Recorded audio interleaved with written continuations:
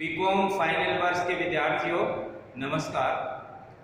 आपके BCom final में APST first में आपका पेपर है ऑडिटिंग एंड मैनेजमेंट अकाउंटेंसी।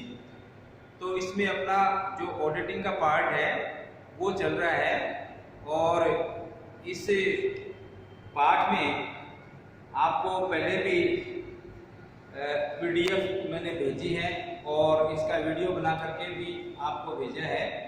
तो आपके जुलाई के सिलेबस के अंतर्गत जो टॉपिक हैं उनमें से ही एक टॉपिक है चालू अंकेक्षण कंटिन्यूअस ऑडिट।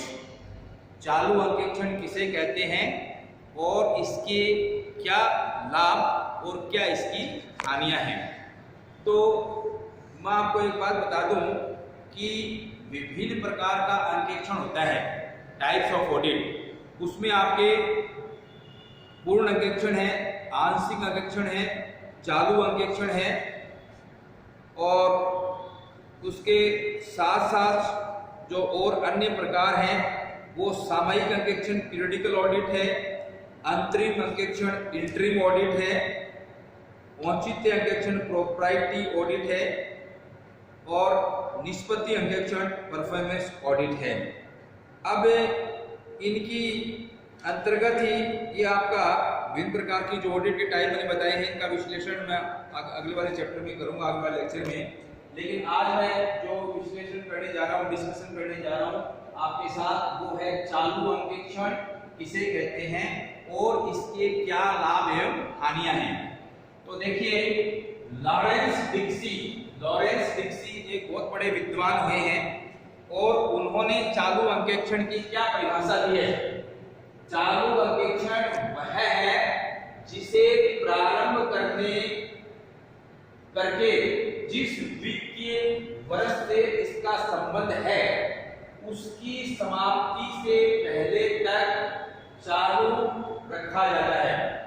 पूर्ण चालू अंकेक्षण में अंकेक्षक का स्टाफ नियोक्ता के कार्यालय में समीक्षाधीन संपूर्ण अवधि बना रहता है। अन्य स्थितियों में वह बार-बार अंतराल से आता रहता है।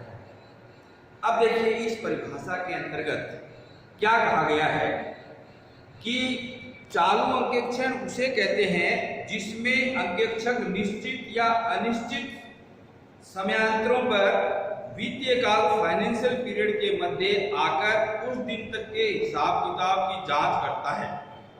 कहने का अभिप्राय क्या है कि जो आपका वित्तीय वर्ष है फाइनेंशियल ईयर का मतलब 1 अप्रैल से आने वाले 31 मार्च तक की अवधि ये फाइनेंशियल ईयर है। तो अब इसमें कंटिन्यूअस ऑडिट में क्या है, ऐसे नहीं है कि जब वित्तीय वर्ष समाप्त हो जाएगा और उसके बाद जो ऑडिटर है, अंकेक्षक है, वो उनकी जांच करेगा और बाद में ऑडिट रिपोर्ट देगा, ऐसा नहीं है।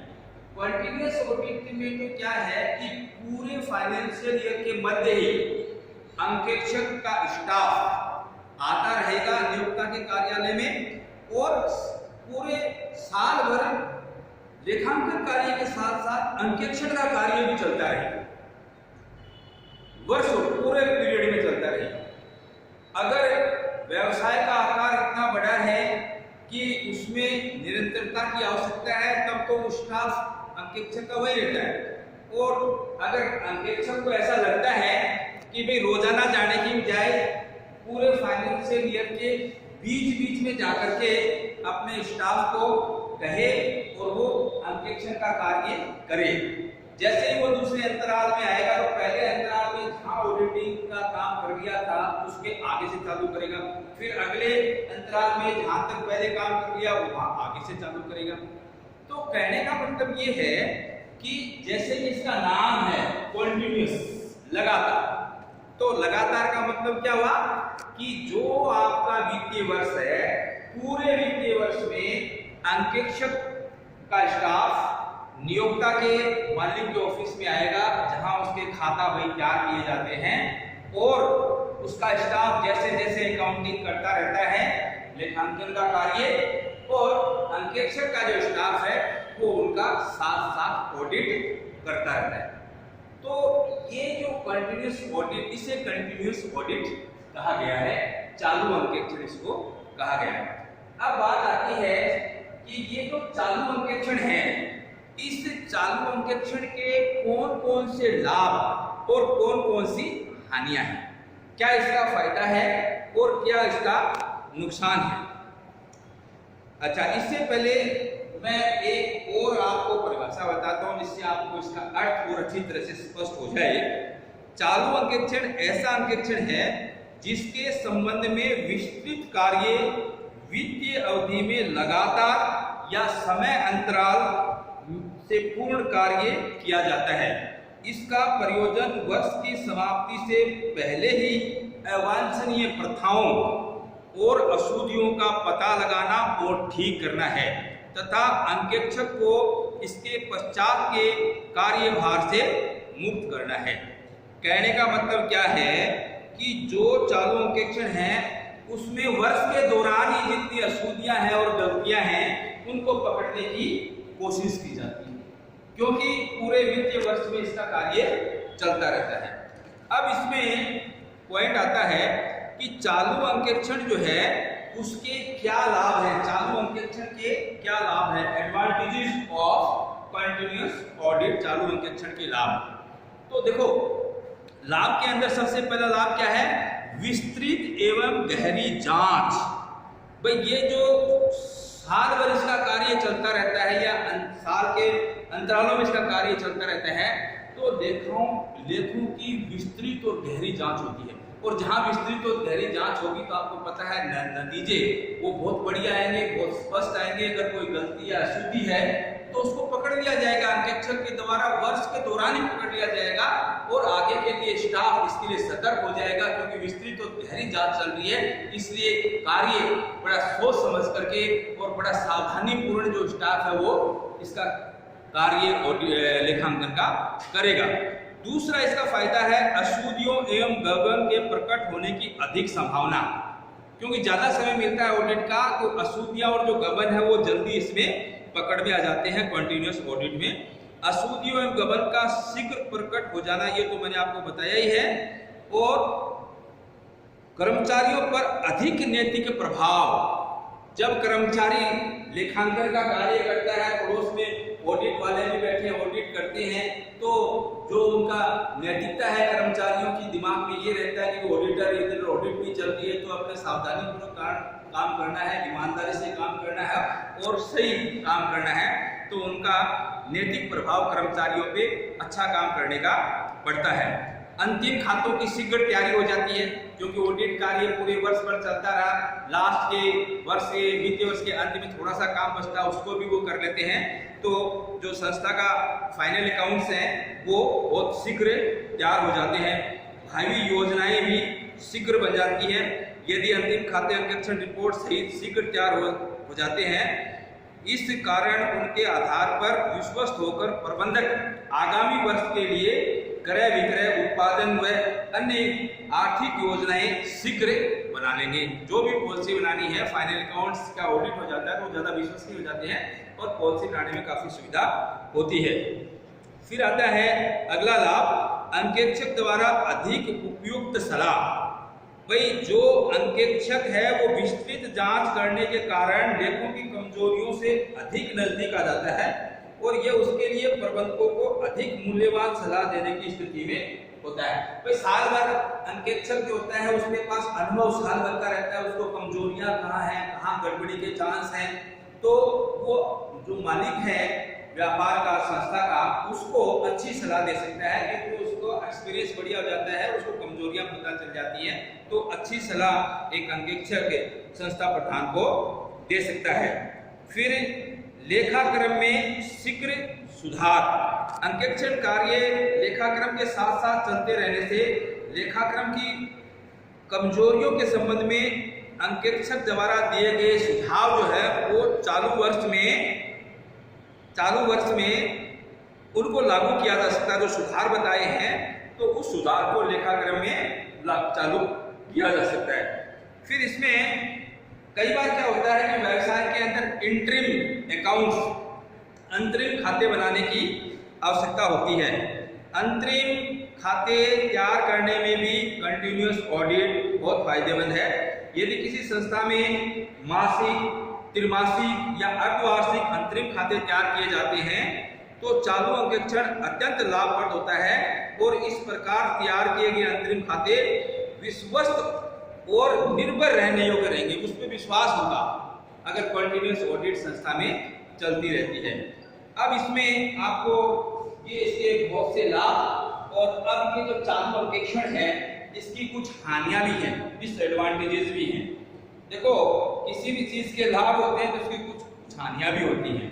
तो हानियों का मैं अगर इसमें आपको जिक्र करूं कि कंटिन्यूअस ऑडिट की चालू अंकेक्षण की कौन कौन सी हानियां हैं, तो इसमें पहली जो हानि है वो है जांच किए हुए हिसाब में परिवर्तन की संभावना।